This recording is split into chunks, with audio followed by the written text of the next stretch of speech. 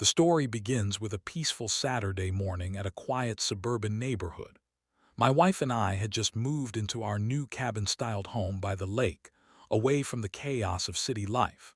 We were excited about starting fresh, but what we didn't know was that the neighborhood had its own self-appointed queen, HOA Karen.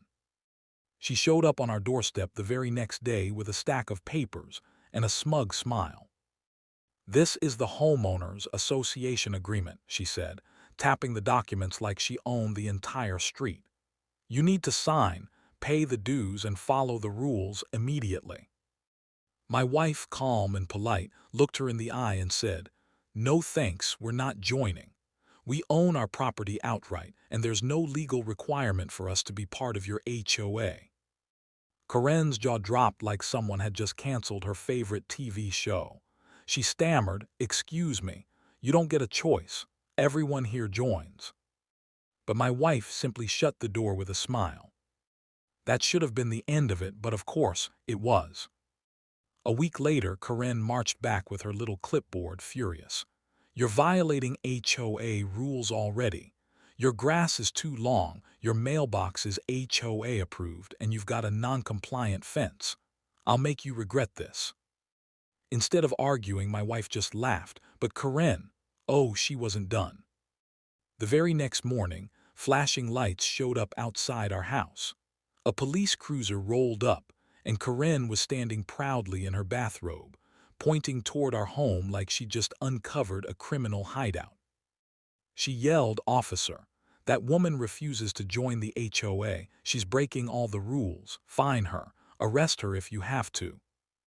My wife stepped outside, calm as ever, while Karen smirked, waiting for the officer to back her up. But then something Karen never expected happened. The officer froze, straightened his uniform, and raised his hand in a crisp salute. "Good morning, Sheriff," he said. Karen's smug expression collapsed instantly. She blinked in shock. "Sheriff? What do you mean, Sheriff?" That's when I stepped out and couldn't stop laughing. Yes, my wife wasn't just a homeowner.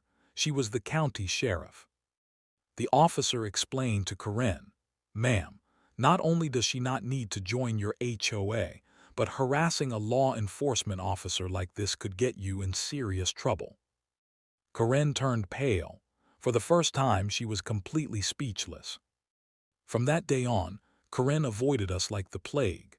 The HOA never bothered us again, and every time we saw a patrol car drive by, Karen ducked back into her house like a scared little rabbit. Sometimes, standing your ground isn't about yelling or fighting.